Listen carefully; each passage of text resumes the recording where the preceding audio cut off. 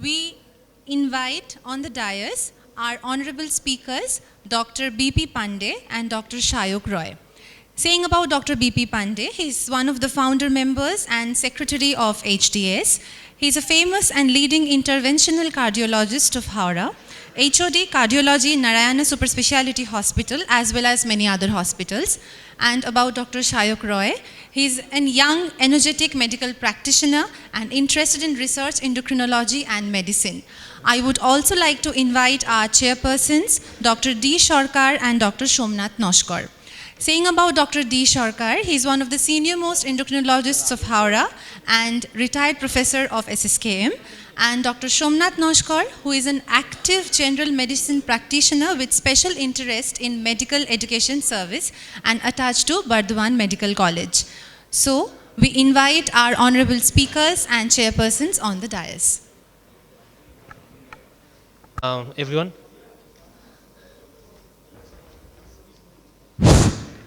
After the auspicious event, now coming to the auspicious session. It's a very good session, very important session, the session of oral drugs, new oral drugs. In 1948, 47, 48, accidental discovery of working with the sulfonamide, there is accidental discovery of the sulfonylurea. And this sulfonylurea came into the market in 1950. After that, after long 10 years, metformin came into the market. There's a very important drug. Still, metformin is the first line therapy in ADA and ASD guideline. After that, in 1981, AGI has come in the market. It's another important drug that prevents the postprandial hyperglycemia to a great extent. And then in 1993, pioglitazone, 1992-93, pioglitazone came in the market. And this also a very important drug, not only is oral antidiabetic drug, it also modify the another complication, comorbidities. And after that, the important discovery in 2006, and that is GLP-1 receptor agonist has come. And at that time, after 2007, the sitagliptin, DPP-4 inhibitor has come. These are all newer drugs, and this is a very important drug. They are not only they are good antidiabetic drug, but also they modify the disease process. And after that, the latest drug is 2014, the SGLT inhibitor has come in the market. This is a very important, and not only as antidiabetic, but also it can modify the atherosclerotic cardiovascular disease, and also prevent the heart failure, and also the important action over the renal status. These are all important that will be discussed afterwards. And now, firstly, I will request Dr. Shayok Roy. I think his introduction already given. His time is 15 minutes. He will cover parts of the newer drugs. Okay. So thank you, sir, so much.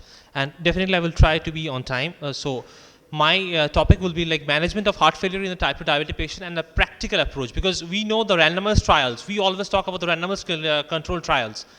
But in our clinical settings, it's actually the real world, the real world setup that we face. So to begin with, we know heart failure is one of the second most common initial CV presentation of type 2 diabetics after peripheral arterial disease. Remember this one. This is very important to check the pedal pulses, because if the patient is harboring peripheral arterial disease, the patient actually might be harboring some coronary arterial disease as well. So don't forget to examine the pedal pulses. Like Dr. Ghanshyam Goyal says, sir says that begin from foot to head. So we should be examining the foot as well. And the very well-known slide, this is the Saver-TIMI that actually caused all the problem with the gliptins, and which actually gave us the idea that maybe these are not that good drugs, but the truth is actually something else. Because if we go deep into the study, this is what happened. The TECOS, this was a Saver-TIMI, then there was ALLO, there's Examin, and there was Omarogliptin, which is completed. If you look very carefully, often we see, this was a state-of-art presentation of state-of-art paper, which says that we can actually mute or the effects of how of the effects can be mutated with the use of increased use of metformin or by the decreased use of thiazolidinediones. Actually, this is what happened. If you see in TECOS, it was metformin was to the tune of 81.6%, and look at this, the Saxa arm, it was only 69.5%, as well as look at the insulin use in the Saxa arm. So do not try to actually compare both two different study designs, because two different study designs will be having two different patient populations. So you might get a wrong notion if you compare head to head these two randomized trials.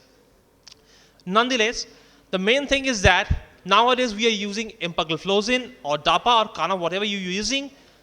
The good thing about this one is that whether you are using it in patients having heart failure or patients not having heart failure, EMPA clearly showed that there was consistent CV mortality benefit with empagliflozin regardless of the heart failure burden. Whether you have it or you don't, you will not be developing that one, and hospitalization for heart failure will be decreased. All the things will be in a good state as per as these randomized trials. And is this applicable only to EMPA?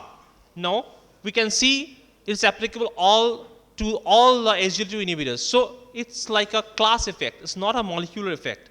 The CV death as well as the heart failure, hospitalization for heart failure, both taken together by SGLT2 inhibitors, be it DECLARE, be it CANVAS program, or be it EMPA-REG, all three showed clear-cut benefit in terms of hospitalization for heart failure and CV death combined.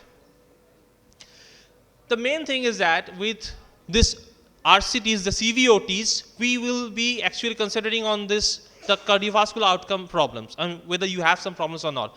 But these are the trials which should be, these are the trials which should be focused, because these are targeting your hearts and your kidneys. So they'll be giving you informations whether these drugs can be used for some other pleiotropic benefits, whether actually you're going to get some benefit out of this drug if you're using it in the reduced ejection fraction group or you're getting in preserved ejection fraction, because Emperor preserved as well as Emperor reduced.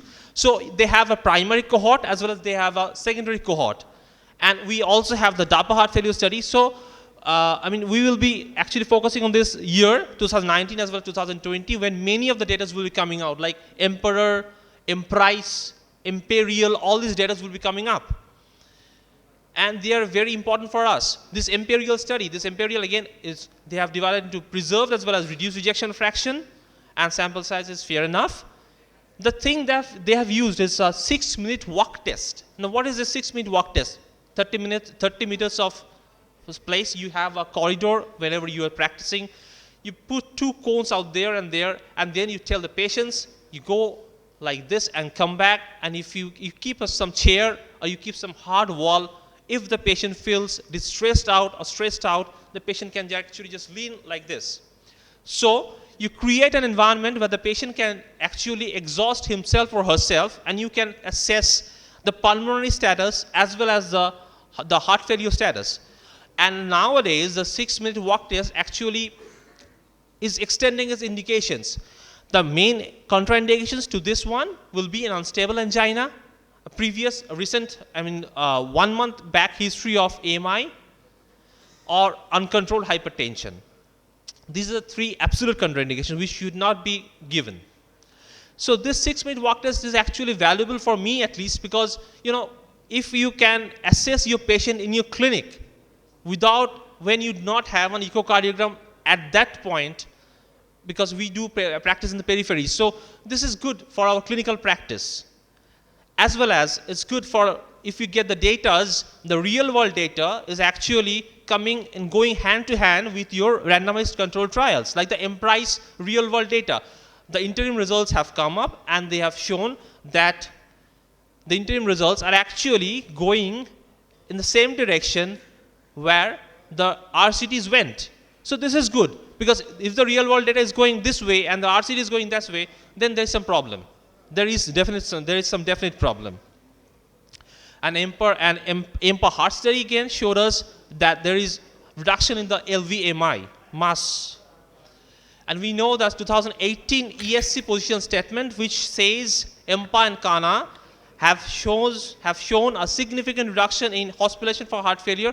Maybe next year DAPA will also get the same thing. So these are all things we know, and this is the recent position statement, the joint position. If you have ASCVD predominating, then GLP-1 or you take SGLT2 inhibitors. If you have your CKD or heart failure, CKD or heart failure, if it predominates, then SGLT2 will get the upper hand. If you are concerned about your hypoglycemia, I think which we all are actually. So you can think of DPP-4 inhibitors. They are good drugs. There is no issue about that. You can use GLP-1 if the patient can afford, definitely. If the patient can afford, then SGLT2 inhibitors, definitely. And thiazolidinedione, pioglitazone, it's a fantastic drug. I don't know whether it's used to that extent or not, but it's really a good drug. And the most important thing for the periphery is this one. Cost. If the cost is a major issue, and it will always be a major issue in a developing country like India, so sulfonylureas and TZDs will be there. So these are all after metformin. Now, to conclude on the things which I said, both EMPA, CANA and now DAPA have shown reduction in hospitalization for heart failure and to reduce CKD progression. So CKD and hospitalization for heart failure, and we know CKD itself is actually a surrogate marker for CVD. So these are very good drugs. But I think we should concentrate on these few practical points. The ESC guidelines said these are very good drugs and these should be used. But they have not mentioned clearly which group, which age group. They have not used that. Because all the RCTs, if you go through DAPA, EMPA or CANA, the mean age was 63 plus minus 7 or maybe near to that. So what happens when a patient comes to you 40 years of age and having heart failure? So RCTs on that, I don't know. Intensive glucose control. Well, I'm controlling the glucose very well. It hardly matters because it does not alter the natural history, and it's taken from all the major trials that have been done, UKPDS, DCT, whatever you take.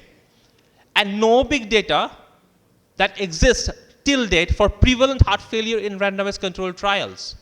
And the Canadian Diabetic Association has actually used EMPA. They have, labeled their EMPA gliflozin use up to EGFR more than 30. So we are told here that up to 45, but they are using up to 30. When they were actually contacted by us, why have you said that it's more than 30? They said it's because of the inclusion criteria of the trial itself. They allowed patient more than 30. And now the ESC guideline, like I said, the prevalent heart failure data, the ESC guideline, look at, this is their position statement. SGLT2, the summary of evidence of type 2 diabetic medications in patients with prevalent heart failure. No RCTs in heart failure. Metformin, no RCT. GLP-1, no RCT. Sulfonylurea, no RCT. Insulin, no RCT. And DPP-4, no RCT. Obviously, we do not expect any thiazolidinedione to be getting in heart failure trials. So, till date, very, very less data as far as RCTs are concerned in heart failure per se. So, how to fill up this gap? Report the impact of therapy you're giving for the heart failure risk among patients with or without baseline heart failure. Report the heart failure with the patients having heart failure. If you want to confirm, get a pro-BNP done, or the echocardiography if you want to do, or Sarah will can elaborate on this one, on these points. Capture heart failure data from the time of incident heart failure diagnosis. This day I am diagnosed, so capture data from day 0, not from day 10. Enroll proportions of the patients with baseline heart failure similar to the prevalence in general type 2 diabetic patients. So 50-50, keep it 50-50. That will be giving you much better cohort, a huge cohort. Report the impact of therapies, and please report whether or not the patient, suppose the patient comes to me, I give furosemide or whatever, torsemide, whatever, and the patient is out of the heart failure or acute left ventricular failure. He doesn't report to the CVA during the CVOTs. So you miss the data. So that's why pick up those datas. Please be concentrating on the, RCD should be actually concentrating on this kind of datas, that whether or not the patient got admitted, whether the patient visited the emergency room, whether the patient got cured at your OPD, whatever be it, just report that. That will clearly give an idea of the heart failure burden. So the final touch of AHAs in the heart failure: improves cardiovascular, overall cardiovascular and heart failure outcomes. We have EMPA as well as CANA, and definitely DAPA will be having hospitalization for heart failure reduction as well as CV death combined. And improves overall cardiovascular, but no heart failure outcome, LIRA and SEMA. No overall benefit of cardiovascular or heart failure outcomes, insulin glargine, acarbose, lexacenatide, and all those things. No effect, but potentially heart failure problem might be there, PIO, ROSI, and SAXA, yes, definitely. As per data, there is problem. And these are 3 of my studies which I have done. So I just wanted to tell you people that I wanted to actually concentrate on the non-glycemic parameters of these drugs, of this group of drugs. Because to me, this group of drugs actually, what I have seen in my clinical practice, they actually reverted many of my patients from micro to normal. When I've seen that in my clinical practice, I think most of you people have also seen that. But as of date, I do not know how much this reverting back from micro to normal will actually have the clinical significance. What clinical significance will it have? So I have to follow up the patient for next 10 years. Maybe then I can answer it in a better way, because only 1 year or 2 year data is not enough for me at least. So what I try to see is whether the waist circumference is going down, whether the visceral fat, obviously we do not have MR spectra over here, so I use the HbF Omron 375 machine in my clinical practice, and what I actually found was that difference SGLT2. Dr. Rai, your time is up. Please come. Okay. Have 1 minute more. Okay, thank you, sir. So non-glycemic parameters came down, and it was same with all the 3 class of drugs. This is one.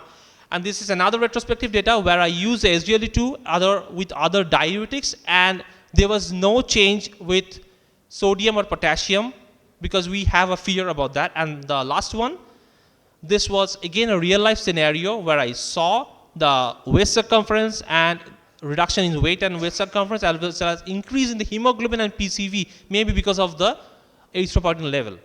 So thank you. Thank you, sir. Thank so you, much, Dr. sir. Rai. Thank you. But you have concentrated more only the cardiovascular outcome trial. But there is another cardiologist here. He will talk about the neural drugs also. The price question, sir. I forgot. Yeah. Okay, we can have. Okay, fine. So, which diuretic will be having a similar effect to SGLT2 inhibitor? The Bishmada, not you, please. Which diuretic will be having the same tubuloglomerular feedback like SGLT2 inhibitor? Is it thiazide group of drugs? Is it loop diuretics? Or is it acetazolamide? Or is it spironolactone? Which one? Bishmoedan. So, yes? Yes, sir, please. I'm talking about the tubuloglomerular feedback. TGF. So, anyone other than Bishmoeda? Fine. This question is only open to people who are not wearing the red jacket. Okay, So finally, ultimately, I'm relying on you, or Dada, Bishmoeda. Acetazolamide. Actually, this will be coming on the proximal tubules, so you will be getting the same amount of tubuloglomerular feedback. Yes, exactly. That's why I'm saying the TGF, the tubuloglomerular feedback.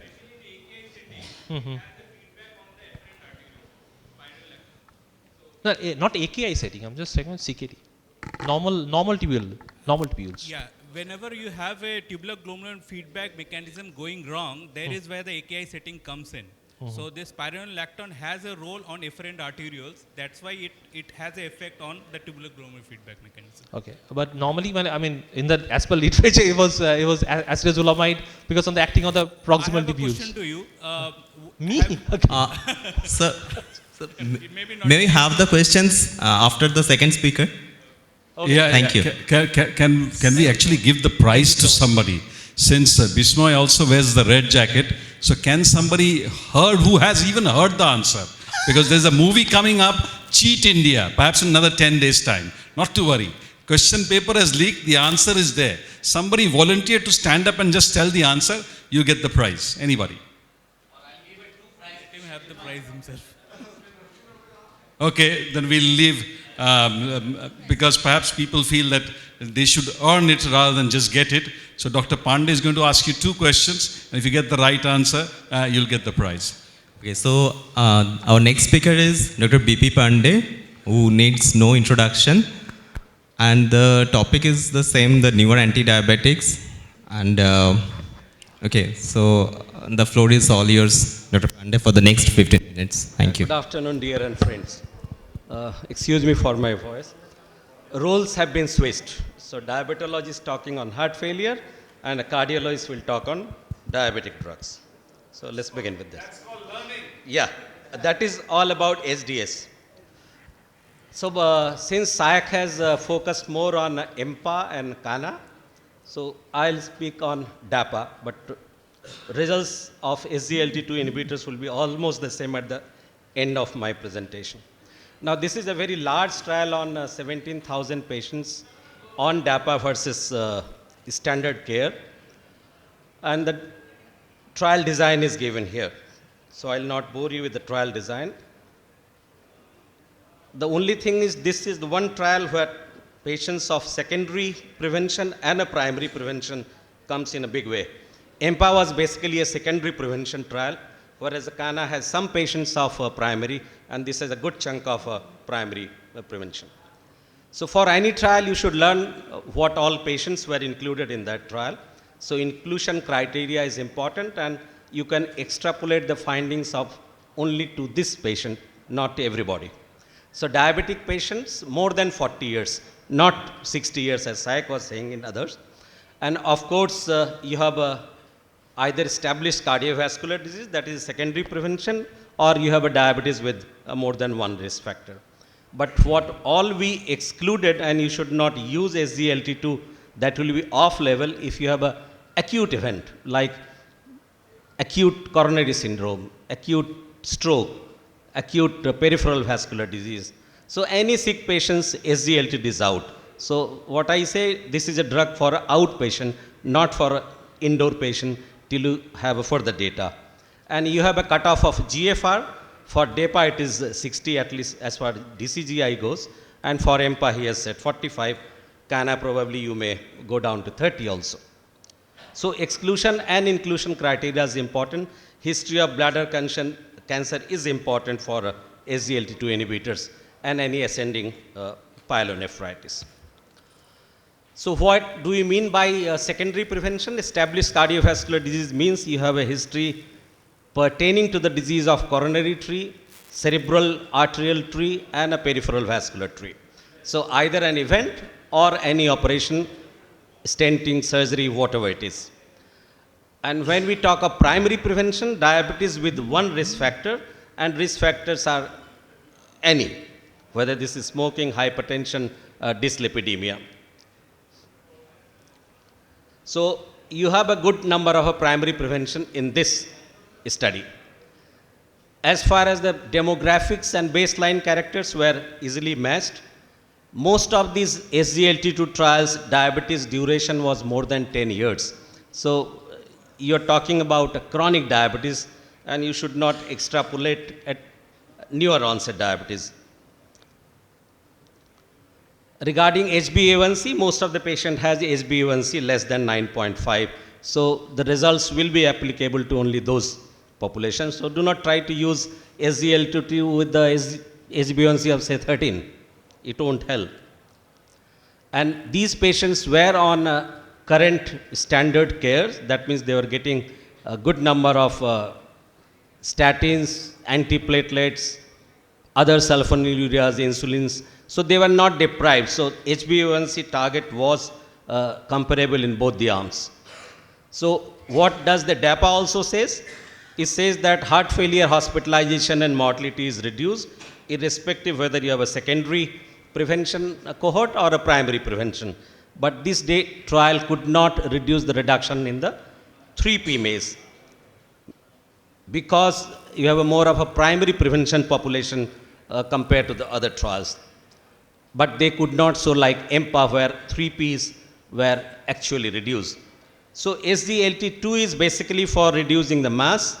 It does cause regression of the hypertrophy. It betters your matrix and it also acts on the nerves, so it reduces the sudden death. So if you can reduce the mass matrix and do better with the nerve, you can prevent and explain how does the cardiovascular mortality and heart failure is reduced. So this is a molecule which has got almost a class effect if you use judiciously in the right patients. Of course, if you use the wrong patients who is dehydrated and you start SGLT2 inhibitors, probably you'll face more AKIs, more amputation and other arrhythmias also. So everything should be according to a plan and you should not use in all the patients. Regarding whether you should start only after metformin, if you are a purist, yes, you should start only after metformin. But we are, as a cardiologist, a bit more aggressive. We might omit sometimes metformin and jump with SGLT2 if there is no contraindication. As I said, it reduces the mass matrix and takes care of sympathetic nervous system, and the guidelines will change in few years' time. ESC has already given a class 1 indication for a primary prevention of heart failure. And heart failure is an important and difficult topic. What we have envisioned in our Howrah Diabetic Society is a treatment by a core group of physicians. We don't want a patient with diabetes for 10 years who doesn't have any echo in last 10 years.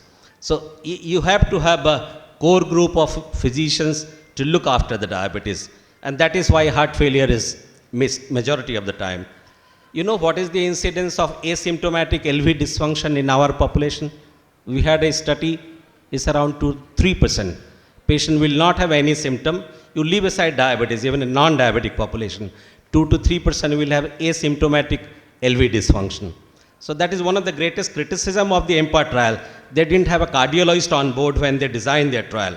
They included cardiologists after 1 year.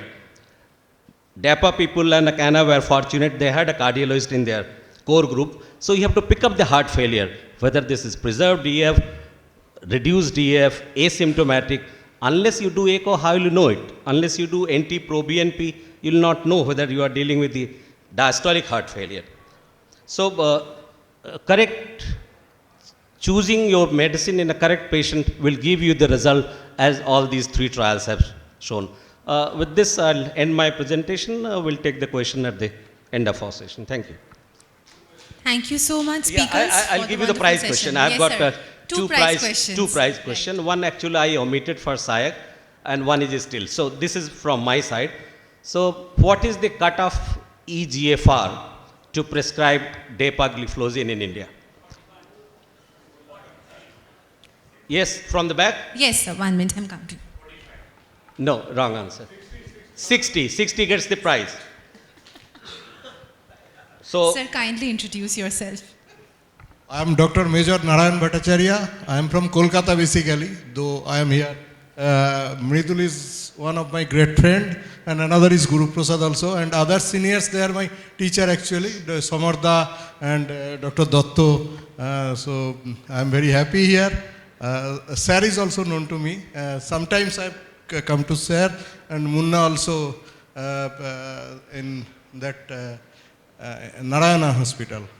And I am very lucky. Sanjay Das' blessing is always with me. I am so happy. Thank you. yeah. Sir. Since nobody seems to be volunteering for it, we'll give this to you. Okay.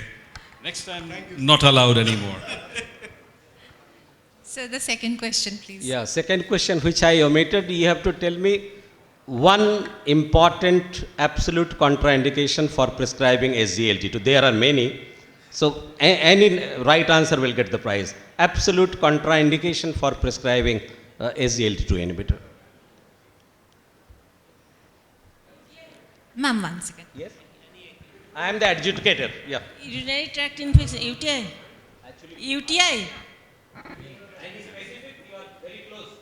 Electrolyte imbalance. Pyelonephritis. You get.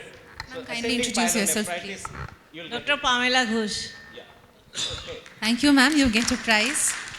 Okay, thank you, sir. May we have both the speakers on the dais so that we can invite the questions? Sir, come here. We'll speak from here.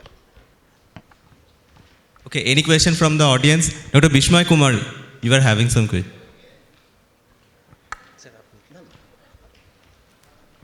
Shayak, it was a very good presentation. Thank you for the enlightening lecture you had given to us. I wanted to ask you regarding ripaglinide. You didn't mention in detail about ripaglinide, its use, its options in the management of diabetic, especially in patients, and our patients also we are using it. So, can you tell us about ripaglinide? Actually, the topic Okay, was ripaglinide in heart That's failure. why, yeah. But yeah, definitely, ripaglinide we do use sometimes in patients, specifically in CKD patients, because a short-acting one, and it is good. It is a good one. Hey, Shayok, your caption was new world drugs, not the SGLT inhibitor. But you have focused only on the small inhibitor. Yes. I don't know why you have concentrated on that. DPP inhibitor also, they have also good cardiac effect. Yes, Don't you sir. think? And also linagliptin is a very renal safety drug. That was the Yeah. slide said actually. That was No. You should not insist on that. I think I was having some lectures, hearing some lectures for some time about this commonly used drug, recently commonly used GLT2. When the cardiologists were taking the podium or as a speaker, they were more in favor of your SGLT2, particularly I think empagliflozin, in contradiction to metformin, because of its various good effects, including insulin resistance, obesity, etc., etc. So I think Dr. Pandey, you have already given some answer. So suppose a patient, say type 2 patient, 40 years, we do not very much, not good, not very complicated problem. So do you prefer metformin, or we should venture to give this drug, SGLT2, as an initial, from the cardiologist point of view?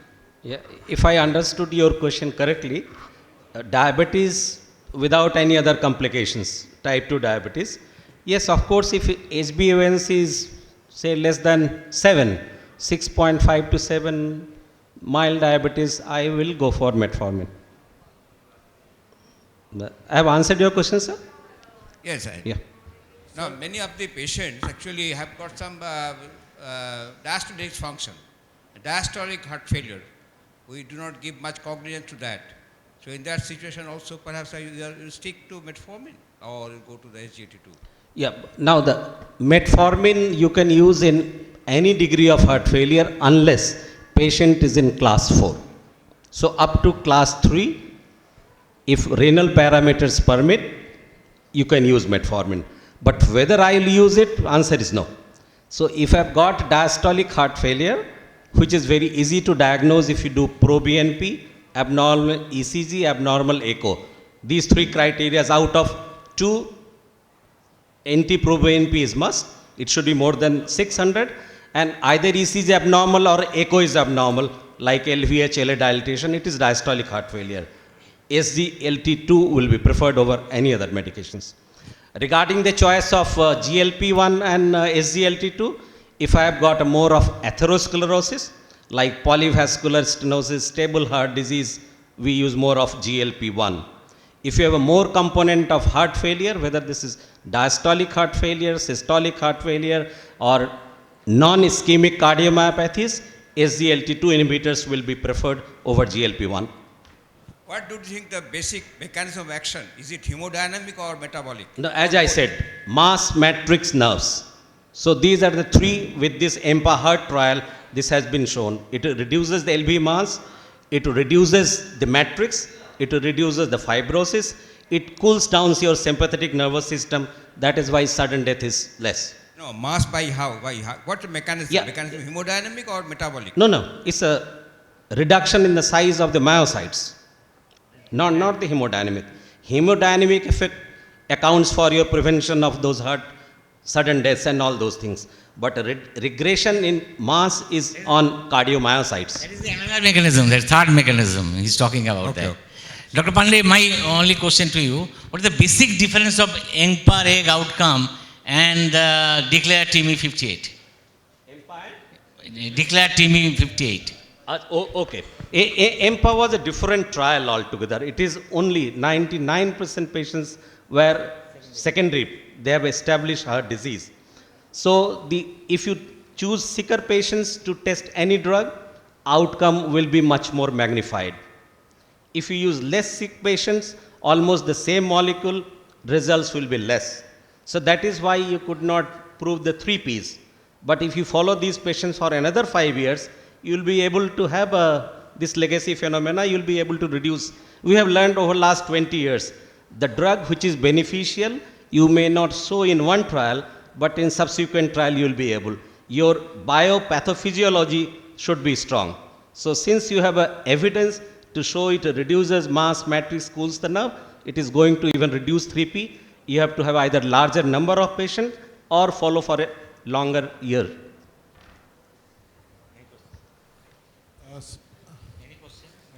Among these GLP-1 RA, which one would you prefer, liraglutide or semaglutide? We have more data with Lira. Lira, yes. That did not reduce heart failure. Sir, diabetic heart failure patient was in ICU, patient was on insulin.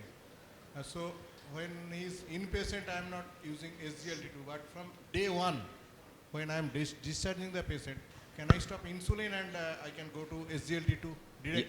Yeah, we do not have a data, but just like in ARNI, data are in pipeline. Once your patient have been shifted from ICCU to general ward, pre-discharge you can start, because that will do 2 things. One, patient will start taking it and you'll get the benefit. Same data has been with ARNI. So only it has to be published. So this is a data-free zone at this point in time. Okay. Thank you, sir. Practically, stress condition SGLT2 inhibitor should not be started. After a few days, you can start, I think. Okay, so we are going to conclude the sessions. Thank you, speakers. Thank you so much, speakers and chairpersons, Dr. BP Pandey, Dr. Shayok Roy, Dr. D. Sarkar, and Dr. Somnath Sarkar.